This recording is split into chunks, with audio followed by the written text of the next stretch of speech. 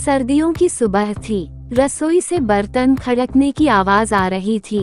6 महीने की गर्भवती सुमन हल्के झुके हुए चूल्हे पर सब्जी बना रही थी। उसी वक्त आरव कमरे से बाहर आया और रसोई में सुमन को देखकर ठिठक गया।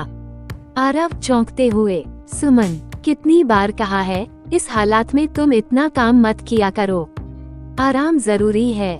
सुमन ने सिर उठाकर देखा, माथे पर पसीना और चेहरे पर नाराजगी थी। सुमन कसके जवाब देते हुए, काम है मेरा, मैं कर लूंगी, वैसे भी किसी को मेरी तकलीफ नजर नहीं आती। आरव ने उसके पास आकर हाथ से कलछी ले ली। आरव धीमे स्वर में, ऐसी बात मत कहो सुमन, तुम जाओ, आराम करो, ये काम मैं देख लूंगा। पर सुमन का गुस्सा फूट पड़ा। सुमन तेज आवाज में, मुझे किसी की मदद नहीं चाहिए, मैं कर लूंगी। आरव चुपचाप उसकी आंखों में झांकता रहा, फिर धीरे से पूछा, आरव, गुस्सा किस बात का है सुमन? सुमन की आंखों में आंसू भर आए। वो बोल पड़ी, सुमन, तुम अपनी माँ को कुछ नहीं बोल सकते, मैं जानती हूँ, वो तुम्हारी माँ है, लेकिन आरव, मैं भी तो तुम्हारी पत्नी हूँ, मुझे कौन देखेगा? वो कांपती आवाज में आगे बोली, सुमन, उन्होंने कहा है अगर बेटी हुई तो तुम्हारी दूसरी शादी करवा देंगी, क्या बेटी होना गुनाह है? आरव ने सुमन का हाथ थाम लिया और उसकी आंखों में झांकते हुए बोला।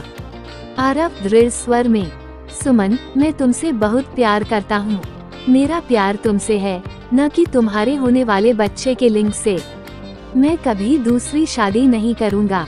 सुमन ने सिसकते हुए पूछा, सुमन, अगर डॉक्टर बोले कि तुम्हें बेटा चाहिए या बेटी, तो क्या कहोगे?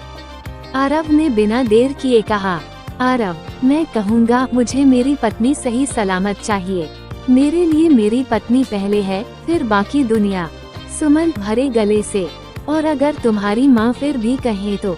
आरव आंखों में सच्चाई लिए, तो मैं कहूँगा माँ, मेरी दुनिया तुमसे शुरू हुई थी, लेकिन अब मेरी दुनिया सुमन से चलती है।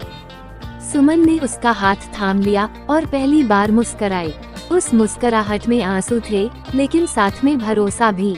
इस कहानी की सीख, एक सच्चा पति वही होता है जो अपनी पत्नी को हर हाल में अपनाए, उसका साथ दे और समाज की रूढ़ियों से ऊपर उठकर सही को चुने।